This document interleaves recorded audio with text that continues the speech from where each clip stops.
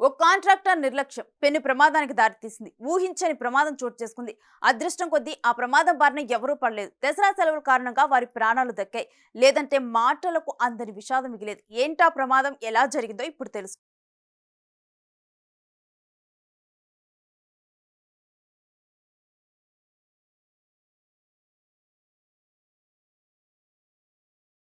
హైదరాబాద్ మహానగరంలో రోజుకు వందల వేల నిర్మాణాలు కొనసాగుతుంటాయి. అయితే ఇట్టి నిర్మాణాలకు జీహెచ్ఎంసీ నుంచి తప్పనిసరిగా అనుమతులు ఉండాలి.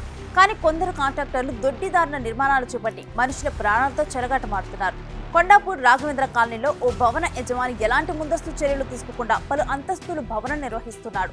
అయితే అందులో భాగంగా సోమవారం నిర్మాణ వస్తువులను లిఫ్ట్ ద్వారా పైకి తీసుకెళ్తూ ఉండగా ప్రమాదం చోటు చేసుకుంది.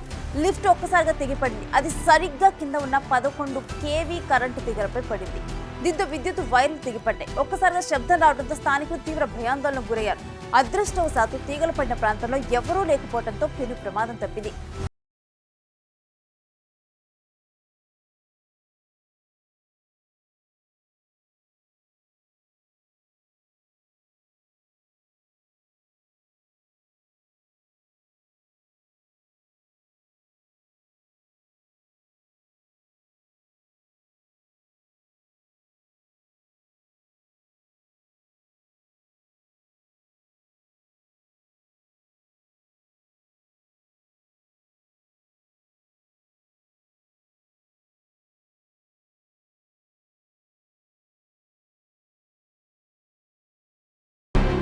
వర్క్ చేసేటప్పుడు మెటీరియల్ లిఫ్ట్ తీసుకుంటున్నాము.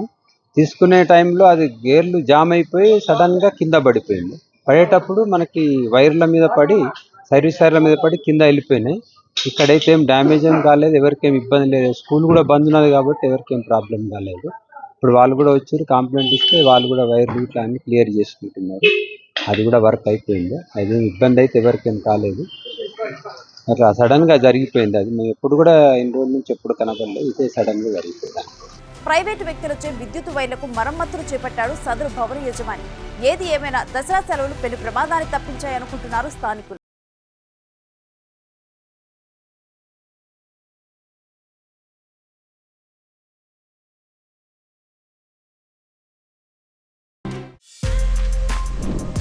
For more videos like this, subscribe Big TV channel.